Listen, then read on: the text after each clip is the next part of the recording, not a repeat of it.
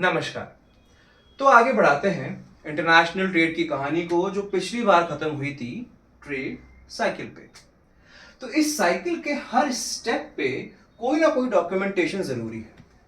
पर डॉक्यूमेंटेशन क्यों? क्योंकि आदमी की किस्मत और बिजनेस में नियत कभी भी बदल सकती है। डॉक्यूमेंटेशन ये एश्योर करते हैं कि सेलर और बायर कभी भी एक ट्रांजैक्शन में एक दूसरे से धोखा न खाए। अब फर्ज कीजिए कि हमारे सेलर पेरिस की दुकान के एक मालिक हैं, जिनका नाम मिस्टर ग्रेगरी, आवाज भी ऐसी ही। अब इन्होंने फोन लगाया हमारे हिंदुस्तान के बंसल जी को और फोन पर बोले, hello, this is Gregory from Paris, is this mister Kansal? इतनी अंग्रेजी वाली आवाज सुन के बंसल जी का दिमाग तो नहीं चला, पर जबान चली और बोले, भाई साहब, नाम ढंग से बोलिए, बंसल है जी, बंसल। ग्रेगरी जी मुस्कुरा के बोले, हाँ, सही सही यार मिस्टर बंसल, जरा बताइए ये 10 लाख ताजमहल मिल सकते हैं क्या? ये बात बंसल जी को भी इतनी अटपटी लगी जितनी आपको लग रही है। तो बंसल जी बोले, सुनिए जी, सिर्फ नाम बंटी है, मैं बंटी और बबली का बंटी नहीं हूं कि ताजमहल बेच दूंगा, और वो भी 10 लाख। यही आवाज आई वहां से। हाँ Bansal ji, you are very Babli, मैं एक्चुअली ताजमहल के की चेन्स की बात कर रहा था। बंसल जी की आंखों में यूरो चमक गए अचानक से कि कहीं तो अंग्रेजी आवाज आई है और बाहर से आवाज आई है। जी जी, आप पेरिस से बोल रहे हैं क्या?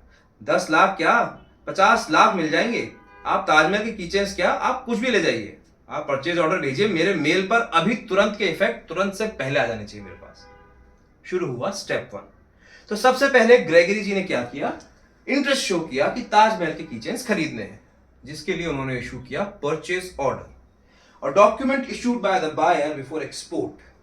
मतलब कि एक ईमेल, ये भी हो ही सकता है कि ईमेल लिख के दे दिया कि ग्रेगरी जी को क्या चाहिए, उसका कंफर्मेशन तो मिल जाए। इस ट्रांजैक्शन में हमने की चेंज एक्सपोर्ट करने की बात करी है, पर इंडिया से और बहुत सारे गुड्स एंड सर्विसेज एक्सपोर्ट होते हैं, जैसे कि rice, fruits, natural honey, seeds, fertilizers वगैरह वगैरह।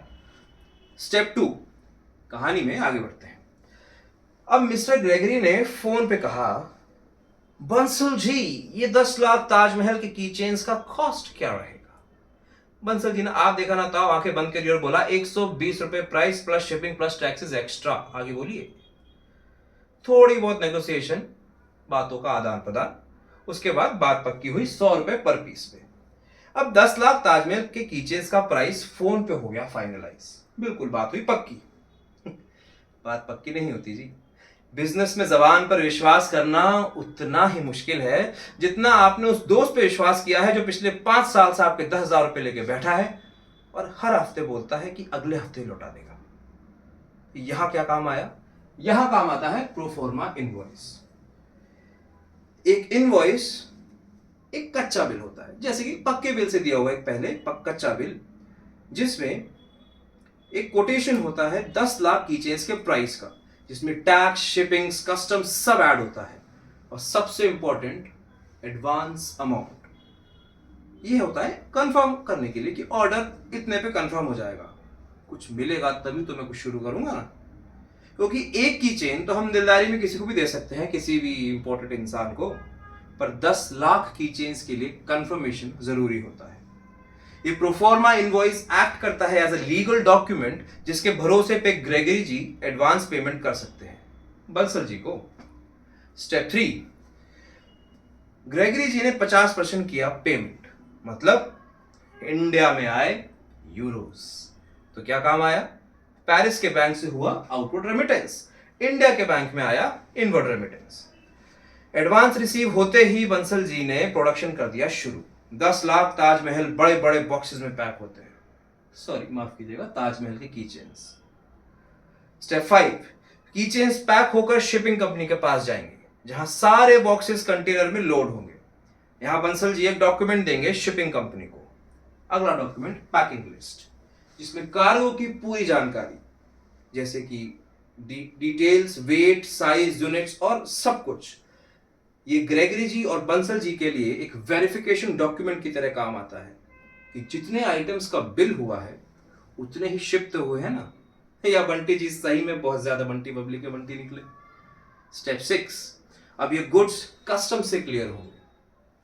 कस्टम्स, समझते हैं कस्टम्स क्या है?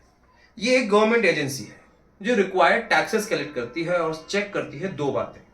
पहली, गुड्स लीगल है या नहीं। दूसरी, गुड्स की क्वांटिटी जितनी पैकिंग लिस्ट में लिखी है उतनी है कि नहीं।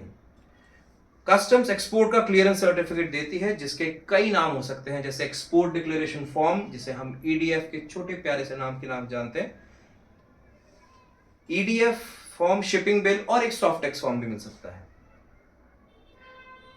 कार्गो शिप में लोड होते ही बंटी बंसल जी को शिपिंग कंपनी से सबसे इंपॉर्टेंट डॉक्यूमेंट मिलता है, बिल ऑफ लेडिंग। क्या मिलता है? Bill of lading. इसे ध्यान रखिएगा, ये एक पासपोर्ट है सारे गुड्स के लिए और ये कहां काम आता है और बहुत जरूरी काम आता है, ये हम अगले स्टेप में देखते हैं जो है स्टेप 8।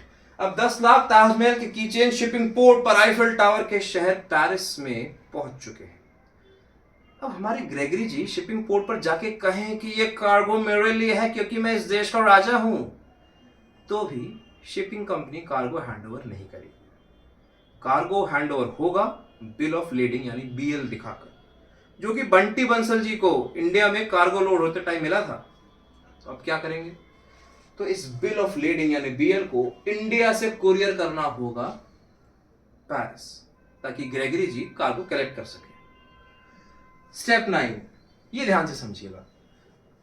इमेजिन कीजिए आपने 50% पेमेंट पे सारा प्रोडक्शन शुरू कर दिया, प्रोडक्शन को भेज दिया पेरिस और बिल ऑफ लेडिंग भी दे दिया ग्रेगरी जी को।